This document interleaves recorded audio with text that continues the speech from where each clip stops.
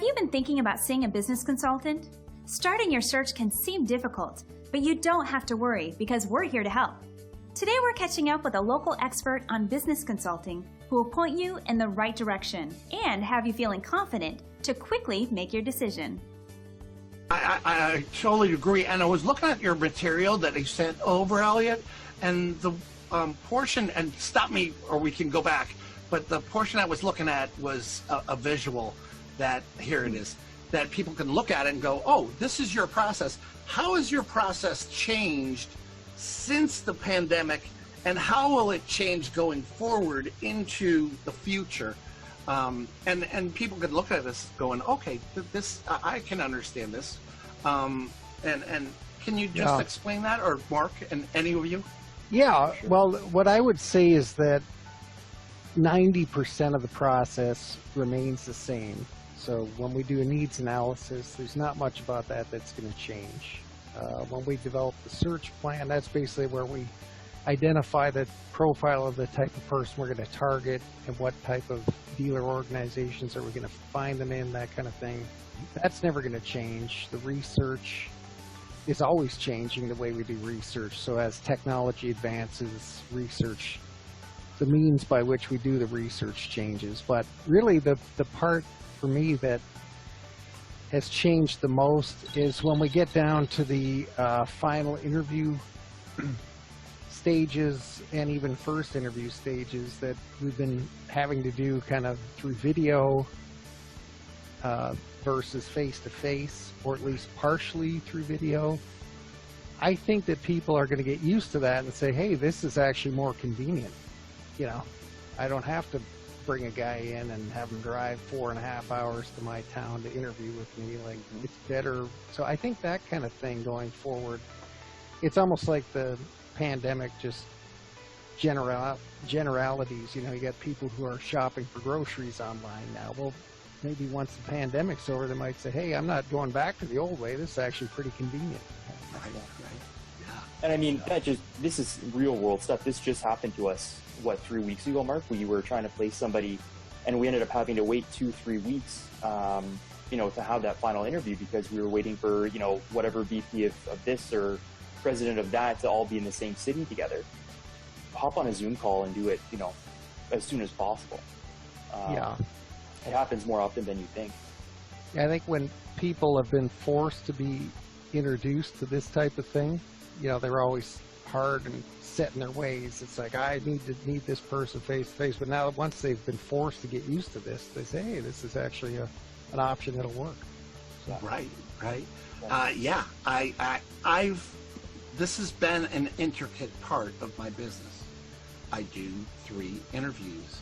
The first one is just getting to know you and your business. The second one is a discovery, and the third one is, hey, recommendations. Here's what I'd recommend if I were in your shoes, and here's what I would do, knowing the technology and the tools we have. Now it's up to you to go forward, or for me to recommend somebody, or do you to go, we're going to do the new normal. Okay. You know, but at least I'm kind of forcing them to make a decision, and to live in it, because you're gonna have to live in it, you know. So, but in a nice way. Yeah, for sure. But you know, I'm sure you guys have the pushbacks on people that go, I'll you know, whatever kind of excuse people come up with, and I've heard some doozies. But bottom line is that things have changed, and they're going to change weekly, and they're going to change monthly, and we're going to look back and go, has it become the same way it used to be ever in a year's time? And I'd like to get your guys' feedback on that, as far as your a year from now, 5 years from now, are we going to think of this as, wow, we lived through this? It was like 9/11. We all knew where we were. And this is the Zoom portion of where we were in our lives. Sure. So let me get a little feedback from you as far as a year or 5 years from now. What is it going to change, like as far as business goes, or as far as society goes? You know, am I going to be sitting 6 feet away from somebody at Fenway Park watching a game, we're eating a hot dog and a beer, or? Yeah, I mean, I don't know. My personal feeling, and I tell my kids this: yes, it's a once in a generation event. I mean, I tell my kids, you're going to be telling your kids and your grandkids, like, I mean, we couldn't go and get a haircut. We were locked into our houses. I mean, that'll be something it'll be hard for next generation to even imagine. But having said that, I think we'll gradually slip back into our old ways. You know, it's like we've had pandemics historically, and, you know, sure, next year maybe people aren't going to want to go to a concert and be around a bunch of people. Maybe people aren't going to want to fly on a plane in 2 years from now. But eventually, when everyone's comfortable that, hey, this particular virus is gone, I think we go back to normal. But I think there will be, like Elliot said, a new normal.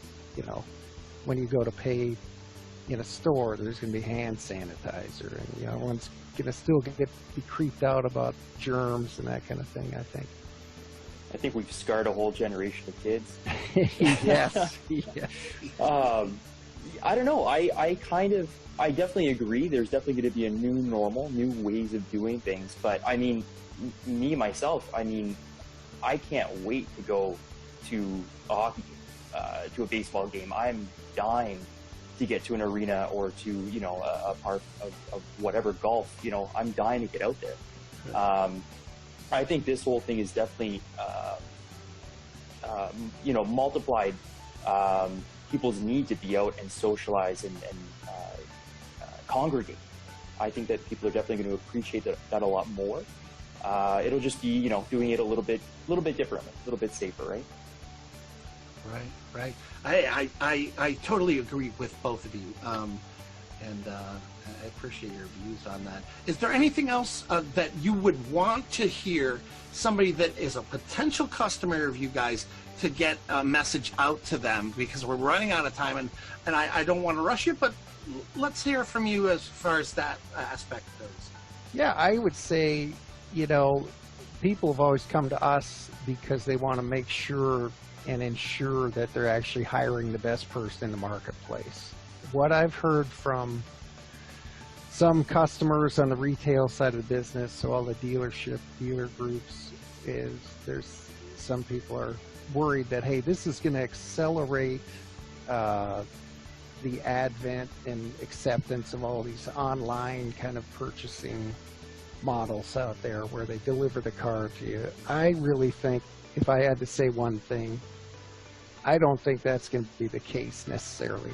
But that's coming from a guy who's 6'4", and I'm not buying a car unless I'm sitting in the thing. Make sure I got headroom, and I got to reach out and touch the thing. I'm not going to just buy something sight unseen. So I think the traditional dealership model is not going to go away like immediately.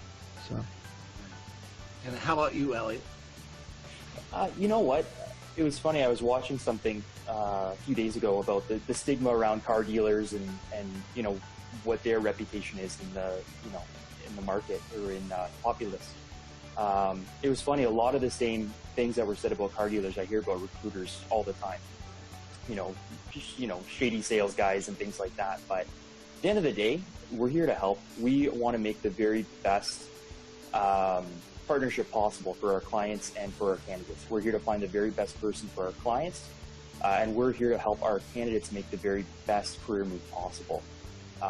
You know, we're, at least our firm anyways, we're here to help. So, you know, reach out. We're always available, and even if it's not for a critical hiring need, if we can help you, you know, make your hiring process more efficient, show you how to set up the Zoom meetings, how to properly lay out your interview process, we're here for that kind of consultation as well, you know, whatever we can do.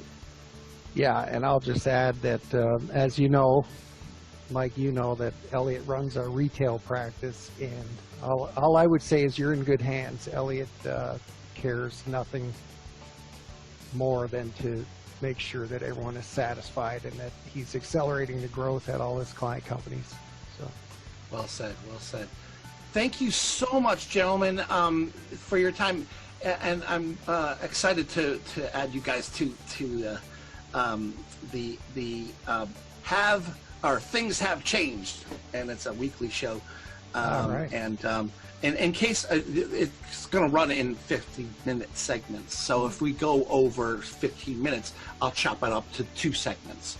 But it's going to be posted as a live or live webinar. So if you have any questions during this, there's going to be a question box, and you can stop it any time and put in your information as far as your email and your question.